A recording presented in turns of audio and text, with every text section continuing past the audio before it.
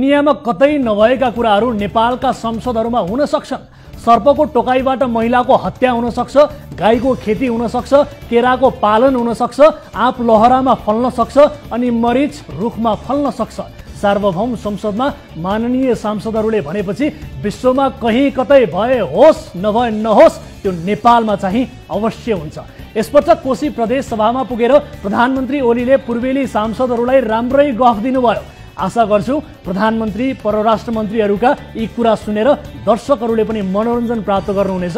यो एरियाले कहीँ केरा पालन, कहीँ उखुको खेती, यस्ता विभिन्न प्रकारका खेतीहरू ठुलो स्केलमा भइरहेका छन्। जङ्गल भएकै ठाउँमा हामी थुप्रै चिजहरू गर्न सक्छौँ। खाली ठाउँहरूमा काजुका रुखहरू रोपिदिन सक्छौँ, मरिचका रुखहरू रोपिदिन सक्छौँ। धेरै साथीहरूले मरिचको रुख देख्नुभएको छैन होला, नदेख्नु स्वाभाविक हो। रुख मरिच रुखमा फल्छ भन्दा अचम्म लाग्छ, तर ठुलै रुख हुन्छ मरिचको। दैलेखमा छाउपाटी गोठमा 21 वर्षकी तुलसा साईको पनि सर्पको टोकाइबाट हत्या भएको। कहिलेसम्म यस्तो दुःखद घटनाहरू, महिलाप्रति हुने हत्या हिंसाका कुराहरू हामीले सुन्ने? मरिचको रुख हुन्छ भन्दा धेरैलाई पत्यार नलाग्न सक्छ, तर मरिचको ठुलै रुख हुन्छ यो कुरा प्रधानमन्त्री ओलीको हो। देख्न त तपाईँ हामी मध्ये धेरैले मरिच फलेको देखेका पनि छैनौँ होला। धेरै जसो मसलाहरू नेपालमा उत्पादन नै गरिँदैन। मरिच, जिरा, सुकमेल, ल्वाङ जस्ता मसला नेपालमै उत्पादन गर्न सक्दा राम्रो हो। यसो भन्दैमा लहरामा फल्ने मसलालाई रुखमा फलाउने कोसिस त गर्नु भएन नि। हो, मरिच लहरामा फल्छ, यसको कुनै रुख हुँदैन। तर प्रधानमन्त्रीले नै मरिचको ठुलै रुख हुन्छ भनिसकेपछि हाम्रो यति ठुलो आँट पनि छैन कि प्रधानमन्त्री झुट्टा कुरा गर्छन् भन्ने। यसकारण आउनुहोस् तपाईँ हामी सबै मिलेर अबदेखि मरिच रुखमा फलाउँ, केरा खेती होइन पालन गरौँ अनि छाउपडी गोठमा गएर युवतीको हत्या गर्ने सर्पलाई कानुनको दायरामा ल्याउनु पर्छ भनेर आवाज उठाउँ। बोल्दा कहिलेकाहीँ टङ स्लिप हुनु अनौठो भएन, तर ढुक्कैले शानदार ढङ्गले ज्ञान नभएको विषयमा प्रवचन दिनु चाहिँ समयको बर्बादी मात्रै हो। खेती गर्न सकिन्छ, पशुपालन मत्स्य पालन गर्न सकिन्छ, जङ्गलबाट जडीबुटी सङ्कलन गर्न पनि सकिन्छ। यी कुरा सबैलाई थाहा छ, तर उदारीकरणको यो युगमा भारत र चीन जस्ता ठुला मुलुकले सस्तो मूल्यमा उत्पादन गर्ने कृषि उपजसँग नेपाली किसानले कसरी प्रतिस्पर्धा गर्न सक्छन् त? यो ज्ञान पो सरकारले दिनुपर्छ त। रोपेपछि फल्छ भन्ने सबैलाई थाहा छ। दुध बिकेन भने किन सडकमा पोख्नु, दही बनाउनु, त्यो पनि बिकेन भने घिउ बनाउनु भन्ने उपदेश जसलाई पनि दिन आउँछ। तर व्यावसायिक रूपमा गाई पालन गरेका किसानको फार्मले दिनमै 2-400 देखि 2-4 हजार लिटर दुध उत्पादन गर्छ अनि त्यो 2-400 लिटर दुध डेरीले नलिएपछि तत्काल दही बनाएर कहाँ लगेर बेच्नु? दही फिटेर घिउ निकाल्नु भन्न त सजिलो छ, अनि घिउ निकाल्ने भाँडाकुँडा भन्ने बित्तिकै कहाँबाट जो गर्नु? दुध सडकमा पोख्ने किसानलाई, गोलबेडा सडकमा फाल्ने किसानलाई प्रधानमन्त्रीले यसो गर्नु उसो गर्नु भन्ने सधैँ उपदेश दिइराख्नुहुन्छ। तर यस्तो अवस्थामा किसान किन पुगिरहेका छन् त भन्नेतर्फ विचार गर्नुपर्ने होइन र? सिंहदरबार वैद्यखाना विकास समिति अहिले कच्चा पदार्थ अभावमा कुनै औषधि उत्पादन गर्न नसकेर थला परेको छ। समितिसँग शिलाजित चाहिँ रहेछ, तर 5 रुपैयाँ पनि नपर्ने डब्बा समेत किन्ने पैसा नभएर उत्पादन शून्यमा पुगेको छ।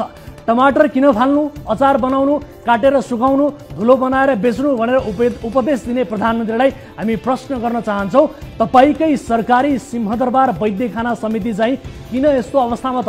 जङ्गल जानु, सित्तैमै पाइने जडीबुटी सङ्कलन गर्नु, प्रशोधन गरेर पैसामा बेच्नु भन्न त जसले पनि सक्छ, तर सरकारलाई यस्ता समिति, बोर्ड, प्राधिकरण, कम्पनीमा कुशल प्रबन्धक होइन, पैसा दिने बिचौलिया मनपर्छ। अनि धितोपत्र बोर्डमा बिचौलियाका एजेन्ट सन्तोष नारायण श्रेष्ठलाई चाहिँ नियुक्ति दिनुपर्ने हुन्छ। कुनै बिचौलियाका मतियार, कुनै व्यापारी, कुनै दलाललाई पद बाँड्ने, बिक्री गर्ने भएपछि सरकारी कम्पनी, उद्योग थला नपरेर के पर्छन् त? संस्थालाई नाफामा लैजाने कुलमान घिसिङ जस्ता कर्मचारीलाई त कसरी दुःख दिइएको छ त्यो सबै जनताले देखेकै छन्। केन्द्रमा बसेर यस्ता हरकत गर्ने अनि कोशी प्रदेशमा पुगेर मरिचको ठुलै रुख हुन्छ भनेर गफ दिने। प्रधानमन्त्रीज्यू, यो नेपाल भन्ने राष्ट्र हो, अहिले तपाईँ यो राष्ट्रको कार्यकारी प्रमुख हो। कृपया हम जाएगा जोक्सबाट बाहिर निस्कनुहोस्। तपाईँको बुझाइभन्दा बाहिर पनि संसार छ।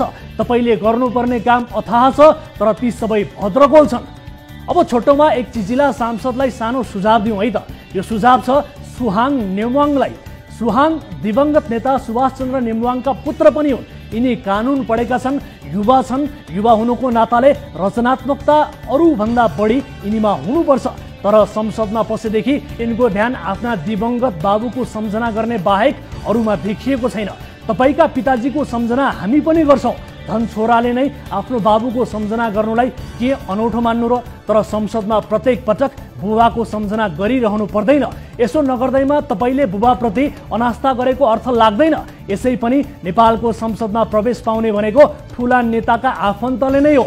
अहिलेकै संसदमा बीपीका पुत्र भतिजा पनि छन्, गणेशमानका पुत्र पनि छन्, महेन्द्र नारायण निधिका पुत्र पनि छन्, रविन्द्र अधिकारीकी पत्नी पनि छन्, प्रचण्डका भाइ पनि छन्। अलि अघि गिरिजा प्रसाद कोइरालाकी पुत्री मदन भण्डारीकी पत्नी रामवरण यादवकी पुत्र सबै थिए। नेपालको संसद भनेको नेताहरूकै पारिवारिक कल्याण गृह जस्तो बनेकै छ। यसकारण सुहाङ नेमवाङलाई हाम्रो सुझाव, तपाईलाई प्रकाश मानले झै जिल्लै पिच्छे चोकै पिच्छे बाबु गणेशमानको शालिग ठड्याउनु पर्ने बाध्यता छैन, किनभने तपाई आफै एक काबिल युवा हुनुहुन्छ।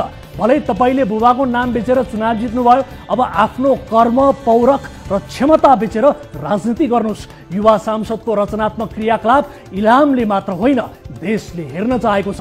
मैले सुरुमै चिजिला सांसद भनिसकेको छु। यसकारण तपाईको संसदमा भूमिका के कस्तो देखिएको छ यसबारे आज म केही टिप्पणी गर्दिन। यसो गर्दा कर्कलोमाथि बन्चरो हाने जस्तो पनि होला। अहिलेका लागि तपाईको सफल राजनीतिक जीवनको कामना मात्रै गर्न सके।